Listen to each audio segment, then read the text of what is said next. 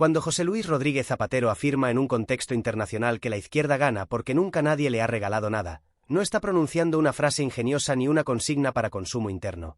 Está condensando muy pocas palabras una verdad histórica que la derecha española lleva décadas intentando ocultar bajo capas de ruido, victimismo impostado y una supuesta superioridad moral que jamás se ha ganado democráticamente. Esa frase no es un recuerdo del pasado, es una descripción exacta del presente político español, y sobre todo, una explicación de por qué cada victoria progresista genera en la derecha una reacción tan desproporcionada, tan agresiva y tan poco democrática. La derecha española no concibe el poder como algo que se disputa, sino como algo que se posee. Su relación con el Estado no es la de un actor más en una democracia plural, sino la de un heredero que considera que las instituciones le pertenecen por derecho natural. Por eso, cuando gobierna, lo hace con una sensación de normalidad absoluta, como si el país simplemente estuviera siguiendo su curso lógico. Y por eso, cuando pierde, entra en pánico, porque no interpreta la derrota como una alternancia legítima, sino como una anomalía que debe corregirse cuanto antes, por los medios que sean necesarios. En ese marco mental, la izquierda no es un adversario político, es un intruso. Esta forma de entender la política no surge de la nada. Tiene raíces profundas en la historia reciente de España, en una transición que dejó intactas demasiadas estructuras de poder, en una cultura política donde los apellidos, los despachos, los consejos de administración y los grandes medios han funcionado durante décadas como una red de seguridad permanente para las élites conservadoras. A la derecha nunca le ha faltado un colchón. Nunca le ha faltado comprensión mediática, indulgencia judicial o apoyo económico. Incluso cuando ha gobernado mal, incluso cuando ha recortado derechos, incluso cuando ha protagonizado escándalos de corrupción sistémica, siempre ha contado con mecanismos de protección que han amortiguado el desgaste. La izquierda, en cambio, ha tenido que avanzar siempre en condiciones hostiles. Cada propuesta ha sido examinada con lupa, cada error amplificado hasta el infinito, cada decisión cuestionada no solo en términos políticos, sino morales. No se le ha exigido gobernar bien, se le ha exigido gobernar de forma impecable, casi sobrehumana, mientras se toleraban mediocridades y abusos en el otro lado del espectro político. Esa desigualdad de trato no es una percepción subjetiva, es una constante histórica que explica por qué cada logro progresista ha costado tanto y por qué cada retroceso conservador se ha producido con tanta facilidad. Cuando este debate se traslada al plano internacional, la derecha española pierde su principal ventaja, el control del relato interno. Fuera de las fronteras nacionales no funcionan los marcos discursivos fabricados en las redacciones amigas ni las campañas de miedo diseñadas para el consumo doméstico. En esos espacios, España es observada desde la distancia, se analizan datos, políticas concretas, impactos sociales y trayectorias democráticas. Y es ahí donde emerge una realidad incómoda para el conservadurismo español. Muchas de las transformaciones impulsadas por gobiernos progresistas han sido valoradas positivamente, reconocidas como avances y, en algunos casos, tomadas como referencia por otros países. La ampliación de derechos civiles, el reconocimiento de nuevas realidades familiares, la apuesta por la igualdad efectiva entre hombres y mujeres, la defensa del multilateralismo frente al unilateralismo agresivo, la voluntad de resolver conflictos desde la política y no desde la imposición. Todo eso ha situado a España en momentos clave en una posición de respeto internacional que contrasta de forma brutal con la caricatura que la derecha intenta vender en casa. Mientras dentro se habla de caos, fuera se habla de avances. Mientras aquí se grita decadencia, fuera se analiza progreso. Esa disonancia es devastadora para un discurso conservador que necesita alimentar permanentemente la idea de que la izquierda destruye el país. Por eso el mensaje de Zapatero en el exterior resulta tan perturbador para la derecha. Porque no es solo su voz, es el eco que encuentra en audiencias que no participan del juego político español y que, sin embargo, reconocen patrones comunes en todas las democracias occidentales. La izquierda gana cuando logra movilizar mayorías sociales cansadas de desigualdad, de precariedad y de privilegios heredados. Gana cuando consigue traducir demandas sociales en proyectos políticos coherentes. Gana cuando resiste campañas de desprestigio que no buscan debatir ideas, sino deslegitimar a quienes las defienden. Nada de eso es regalado. Todo es conquistado. La derecha odia esta narrativa porque desmonta su mito fundacional. Ese mito según el cual el éxito político es fruto exclusivo del mérito individual, mientras el fracaso siempre es culpa de factores externos. Cuando la izquierda gobierna y mejora condiciones de vida, se dice que es gracias a la herencia recibida. Cuando la derecha gobierna y empeora esas mismas condiciones, se dice que las circunstancias eran adversas. Es un doble rasero tan evidente que solo puede sostenerse en un entorno mediático profundamente desequilibrado. En cuanto se sale de ese entorno, el relato se desmorona. Hay algo profundamente revelador en la manera en que la derecha reacciona a las victorias progresistas. No discute solo las políticas, discute la legitimidad misma de quienes las impulsan. Habla de gobiernos ilegítimos, de mayorías artificiales, de conspiraciones permanentes. Ese discurso no es una excentricidad, es una estrategia consciente para erosionar la confianza en la democracia cuando los resultados no coinciden con sus intereses. Frente a eso, la izquierda ha tenido que aprender a defender no solo sus programas, sino el propio sistema democrático, incluso cuando ese sistema le ha sido históricamente desfavorable. La frase "nunca nadie nos ha regalado nada" encierra también una dimensión ética que rara vez se reconoce. La izquierda no puede permitirse el cinismo. No puede gobernar despreciando a su base social, porque esa base no es cautiva. No puede traicionar de forma sistemática sin pagar un precio inmediato. La derecha, en cambio, ha podido hacerlo durante años gracias a una estructura de poder que amortigua el castigo electoral y que convierte cualquier crítica en una amenaza al orden establecido. Esa diferencia explica por qué la izquierda gobierna con miedo a fallar y la derecha con sensación de impunidad. Este repaso internacional no es una cuestión de egos ni de balances personales. Es una llamada de atención sobre cómo se construye el poder en España y quién tiene realmente que ganárselo. La izquierda no llega al gobierno porque alguien le abra la puerta, llega porque empuja desde abajo, porque organiza, porque convence y porque resiste ataques que no se dirigen a sus ideas, sino a su derecho mismo a existir políticamente. Cada victoria progresista es, en ese sentido, una anomalía solo para quienes nunca han aceptado la democracia como un juego limpio. Cuando Zapatero pronuncia esa frase fuera de España, está devolviendo la mirada desde fuera hacia dentro, obligando a la derecha a enfrentarse a una imagen que no controla. Una imagen en la que la izquierda aparece como fuerza de avance y la derecha como fuerza de bloqueo. Cuando se observa con un mínimo de distancia el comportamiento de la derecha española en el plano internacional, se entiende mejor por qué el mensaje lanzado por José Luis Rodríguez Zapatero resulta tan incómodo. La derecha no solo se siente dueña del poder dentro de España, también se siente representante natural del país hacia afuera, como si su visión del mundo fuera la única legítima, la única seria, la única aceptable en los grandes foros internacionales. Por eso le resulta tan difícil aceptar que figuras progresistas españolas sean escuchadas, respetadas y, en algunos casos, valoradas fuera de nuestras fronteras. Esa aceptación rompe el relato interno según el cual la izquierda es una anomalía local, un experimento irresponsable que solo puede generar rechazo exterior. Durante años, el conservadurismo español ha construido la idea de que la credibilidad internacional pasa necesariamente por la obediencia. Obediencia a los grandes centros de poder económico, obediencia a las potencias dominantes, obediencia a una concepción rígida del orden global en la que los países del sur solo pueden aspirar a ser alumnos aplicados.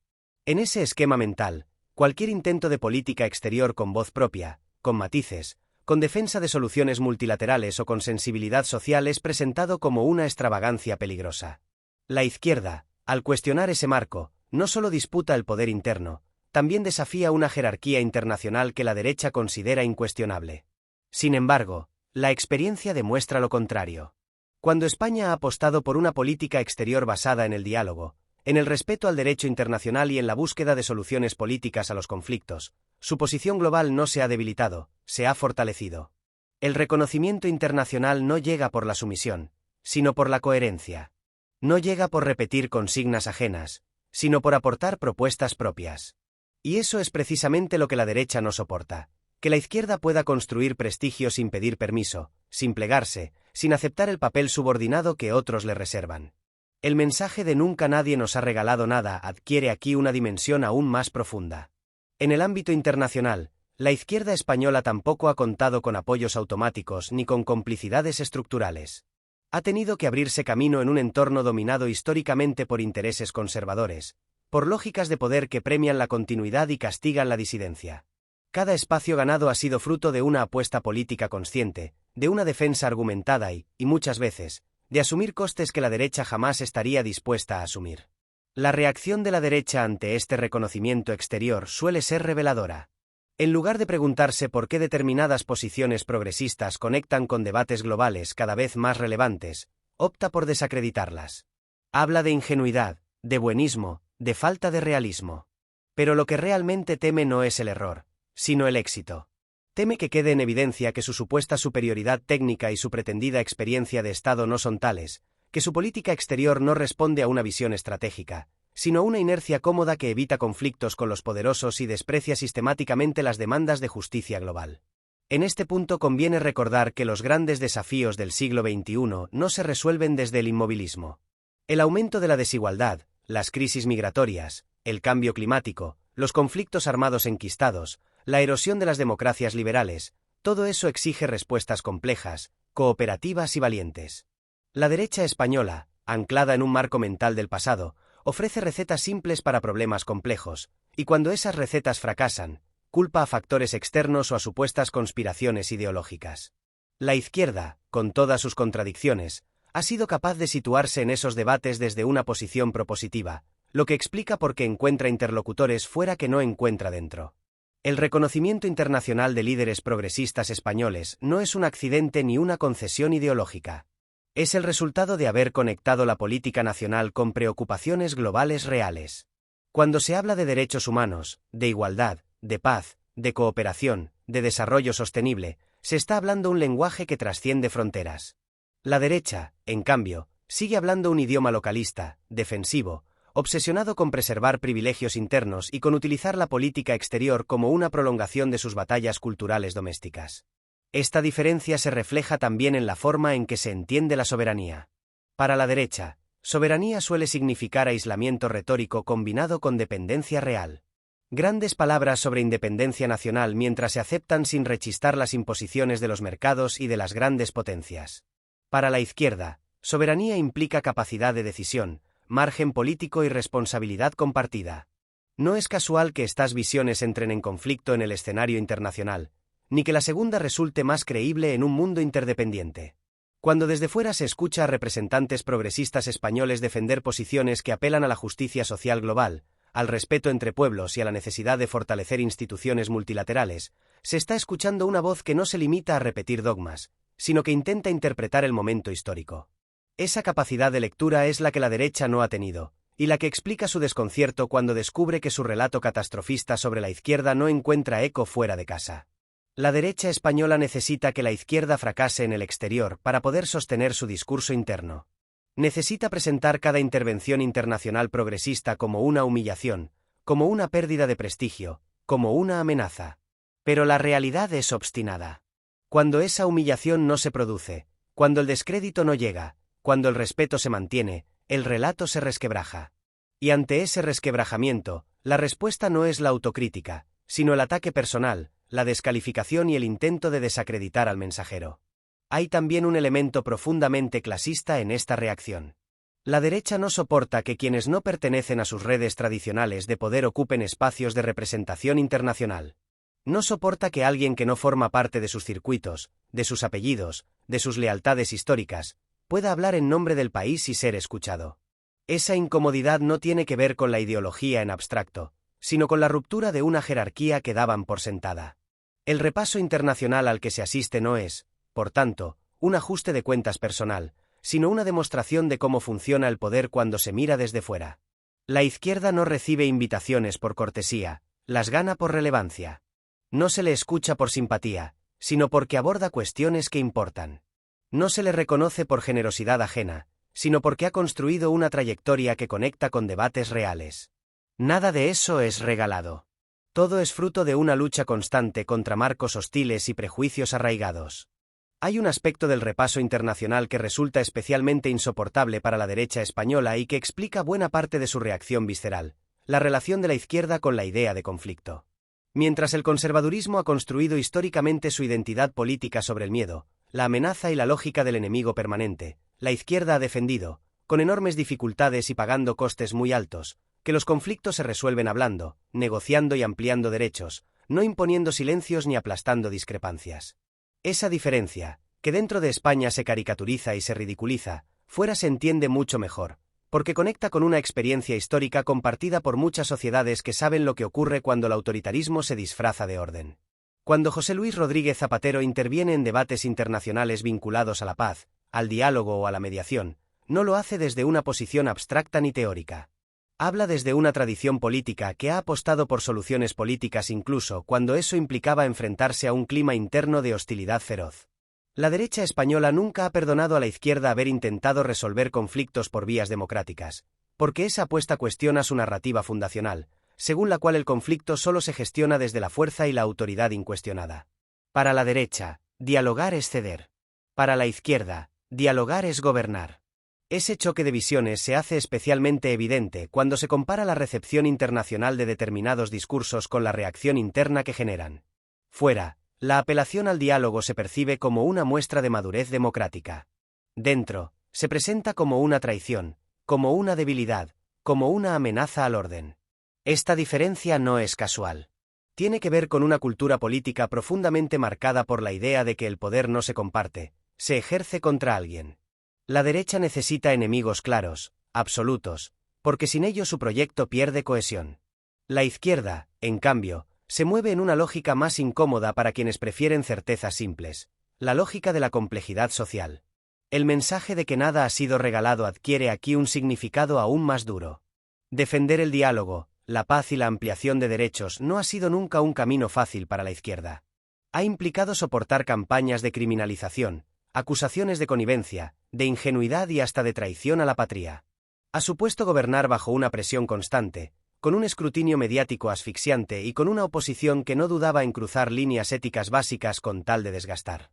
Nada de eso se ha visto compensado con indulgencia posterior. Al contrario, cada intento de avance ha sido utilizado como arma arrojadiza durante años. En el ámbito internacional, sin embargo, ese mismo recorrido se interpreta de otra manera. Se valora la valentía política de quienes apuestan por soluciones difíciles en contextos polarizados. Se entiende que la paz no es ausencia de conflicto, sino gestión democrática del mismo. Se reconoce que la estabilidad duradera no se construye desde la imposición, sino desde el reconocimiento de la pluralidad. Esta comprensión es la que la derecha española no ha querido ni sabido incorporar a su discurso, porque implicaría renunciar a una parte fundamental de su identidad política basada en el enfrentamiento permanente. La derecha ha utilizado siempre el miedo como herramienta de control. Miedo al cambio, miedo al otro, miedo a perder privilegios. En el plano internacional, ese miedo se disfraza de realismo, de pragmatismo, de defensa de intereses nacionales. Pero en realidad es la misma lógica de siempre: conservar el statu quo aunque ese statu quo sea profundamente injusto. La izquierda, al cuestionar esa lógica, no solo se enfrenta a adversarios políticos, sino a una forma de entender el mundo que se resiste a desaparecer. Y ese enfrentamiento no se resuelve con discursos amables, sino con una persistencia que rara vez es reconocida en casa. Cuando se habla de paz, de derechos humanos o de justicia social en foros internacionales, se está hablando de cuestiones que trascienden fronteras ideológicas tradicionales. Son debates que atraviesan sociedades enteras y que exigen respuestas que no pueden reducirse a consignas simplistas. La izquierda española, con todas sus limitaciones, ha sabido situarse en esos debates desde una perspectiva que conecta con experiencias globales. La derecha, en cambio, sigue atrapada en un marco nacional estrecho, obsesionada con batallas simbólicas internas que poco tienen que ver con los desafíos reales del mundo contemporáneo. Este desfase se nota especialmente cuando la derecha intenta exportar su discurso. Fuera de España, sus argumentos pierden fuerza, porque no se sostienen sin el contexto mediático que los amplifica internamente. El alarmismo, la exageración constante, la deslegitimación sistemática del adversario funcionan mal cuando se contrastan con hechos y trayectorias. En ese contraste, la izquierda sale mejor parada no porque sea perfecta, sino porque su discurso está más alineado con preocupaciones reales y con valores ampliamente compartidos en espacios internacionales. Hay también una cuestión generacional que la derecha no ha sabido leer. Las nuevas generaciones, tanto dentro como fuera de España, no se identifican con discursos basados en el miedo y la exclusión. Buscan respuestas a problemas concretos: precariedad, desigualdad, crisis climática, falta de expectativas. La izquierda, cuando logra conectar con estas inquietudes, lo hace desde una lógica de ampliación de derechos y de cooperación. La derecha responde con nostalgia, con promesas de un pasado idealizado que nunca existió para la mayoría. Esa diferencia se percibe con mucha más claridad fuera, donde el relato nostálgico pierde atractivo rápidamente. El repaso internacional pone de relieve otra verdad incómoda: la derecha española ha sido históricamente incapaz de liderar procesos de reconciliación real. Prefiere cerrar en falso, imponer silencios y convertir la memoria en un campo de batalla permanente. La izquierda, al insistir en la necesidad de afrontar el pasado y de construir consensos desde la verdad y la justicia, se ha ganado enemigos poderosos. Pero también ha construido una legitimidad que, aunque discutida internamente, es reconocida fuera como un esfuerzo necesario para la salud democrática. Nada de esto ha sido gratuito. Cada paso en esa dirección ha tenido un coste electoral, personal y político. Cada intento de avanzar ha sido utilizado para desgastar, para dividir, para generar ruido. Y aún así, la izquierda ha persistido. Esa persistencia es la que se refleja en la frase que da sentido a todo este repaso. No se ha ganado porque alguien haya facilitado el camino, sino porque se ha recorrido a pesar de los obstáculos. No se ha avanzado porque el contexto fuera favorable, sino porque se ha decidido avanzar incluso cuando no lo era. La derecha, al observar este reconocimiento internacional, se enfrenta a una contradicción que no sabe resolver. Si el diálogo y la paz son tan irresponsables como dice, ¿por qué encuentran eco fuera? Si la izquierda es tan peligrosa como proclama, ¿por qué es escuchada en foros donde se debaten los grandes retos globales? La respuesta es simple y devastadora, porque su relato interno no se sostiene cuando se expone a la realidad. Y esa exposición es precisamente lo que el escenario internacional provoca. El repaso internacional se completa cuando se observa el elemento que más descoloca a la derecha española, la persistencia de la izquierda incluso después de abandonar el poder institucional. Porque si algo revela la trayectoria de José Luis Rodríguez Zapatero es que la política no se reduce al ejercicio del cargo, sino que se prolonga en el tiempo como una forma de compromiso. Para la derecha, el poder es una posición. Para la izquierda, cuando es coherente, el poder es una responsabilidad que no termina con una legislatura.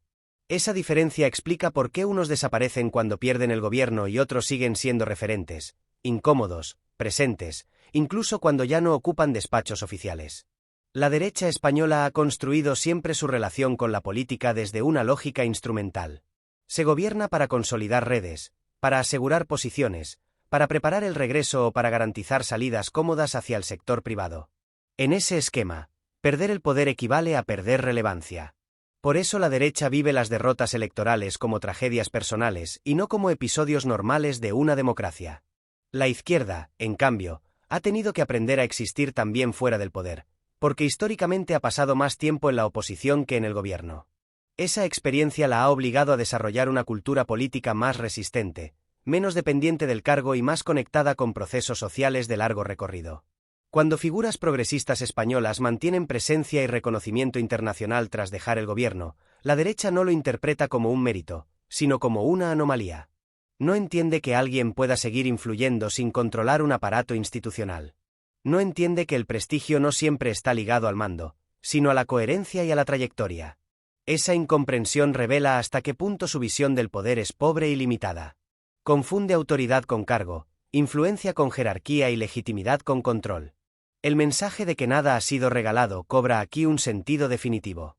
Mantener una voz propia en el escenario internacional sin el respaldo de un Estado detrás exige algo que la derecha rara vez ha tenido que desarrollar: credibilidad personal construida a lo largo del tiempo.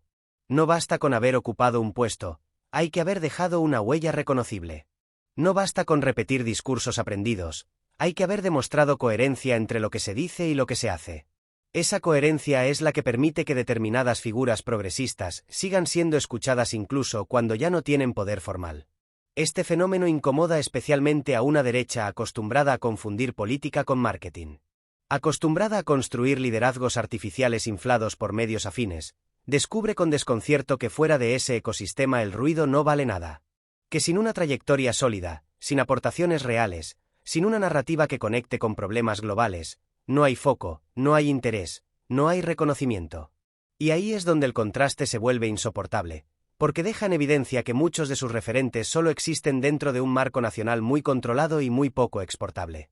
El repaso internacional también sirve para desmontar otra falacia recurrente del discurso conservador: la idea de que la izquierda vive del pasado. En realidad, quien vive del pasado es una derecha que no ha sabido actualizar su proyecto y que sigue apelando a miedos, símbolos y conflictos que ya no ofrecen respuestas. La izquierda, cuando mira atrás, lo hace para extraer aprendizajes y para defender conquistas que siguen siendo cuestionadas. Cuando mira hacia afuera, lo hace para entender cómo se transforman las sociedades y qué papel puede jugar España en ese proceso. Esa combinación de memoria y proyección es lo que le ha permitido mantener relevancia más allá de los ciclos electorales. Hay algo profundamente revelador en la manera en que la derecha intenta desacreditar este reconocimiento exterior. No lo combate con argumentos, lo combate con sospechas. Insinúa intereses ocultos, agendas oscuras, conspiraciones internacionales. Es el mismo mecanismo defensivo que utiliza cuando pierde elecciones. Si no gano yo, el sistema está amañado. Ese recurso permanente a la sospecha no fortalece su posición, la debilita, porque transmite una incapacidad estructural para aceptar que existen formas de legitimidad que no controla. La izquierda, por el contrario, ha tenido que convivir siempre con la sospecha. Ha gobernado bajo sospecha, ha dialogado bajo sospecha, ha defendido la paz bajo sospecha. Y aún así, ha seguido adelante. Esa capacidad de avanzar sin reconocimiento inmediato, sin aplauso garantizado, es la que explica por qué, cuando llega el reconocimiento, resulta tan sólido. No depende de coyunturas, no se evapora con un cambio de gobierno, no necesita ser sostenido artificialmente. Está ahí porque responde a una trayectoria real. El escenario internacional actúa, en este sentido, como una especie de auditoría moral. No evalúa intenciones, evalúa resultados. No premia discursos grandilocuentes, premia consistencia. Y en esa evaluación, la derecha española sale mal parada porque su proyecto no ofrece soluciones a los problemas que de verdad preocupan a la comunidad internacional. Ofrece repliegue, ofrece confrontación, ofrece nostalgia. La izquierda, con todas sus limitaciones, ofrece al menos una voluntad de intervenir en debates complejos, de asumir responsabilidades y de pensar el futuro en términos colectivos. Este último tramo del repaso deja una conclusión difícil de digerir para el conservadurismo. La izquierda no solo ha sabido ganar elecciones sin que nadie le regale nada, también ha sabido construir una legitimidad que trasciende el poder institucional. Ha sabido perder sin desaparecer, ha sabido resistir sin radicalizarse hacia el autoritarismo y ha sabido mantener una voz propia en contextos donde no tenía ninguna ventaja estructural. Esa es una fortaleza política que no se improvisa y que no se compra. La derecha, acostumbrada a confundir estabilidad con inmovilidad, no entiende este tipo de fortaleza. Por eso responde con ataques personales, con intentos de ridiculización y con una negación constante de la realidad. Pero la realidad sigue ahí, terca, mostrando que existen otras formas de ejercer influencia, otras maneras de entender el liderazgo y otros caminos para construir prestigio. Caminos más largos, más difíciles y menos agradecidos, pero también más sólidos. La frase que ha vertebrado todo este guión no es una consigna, es una síntesis. Ganamos porque nunca nadie nos ha regalado nada significa que cada paso ha sido disputado, cada espacio ha sido arrancado y cada avance ha sido defendido frente a una oposición que nunca aceptó el juego limpio. Significa que la izquierda no ha sido invitada al poder, lo ha conquistado democráticamente. Y significa también que, cuando ese poder se pierde, no se pierde todo, porque lo que se ha construido no depende únicamente de un cargo. Este repaso internacional no busca cerrar un debate, sino abrirlo. Obliga a preguntarse por qué la derecha necesita tanto desacreditar fuera lo que no puede derrotar dentro. Obliga a preguntarse por qué le incomoda tanto que se reconozcan trayectorias progresistas más allá de nuestras fronteras. Y, sobre todo, obliga a reconocer una verdad incómoda pero esencial para entender la política española contemporánea. Si la izquierda ha llegado hasta aquí, no ha sido por concesión, no ha sido por herencia y no ha sido por regalo.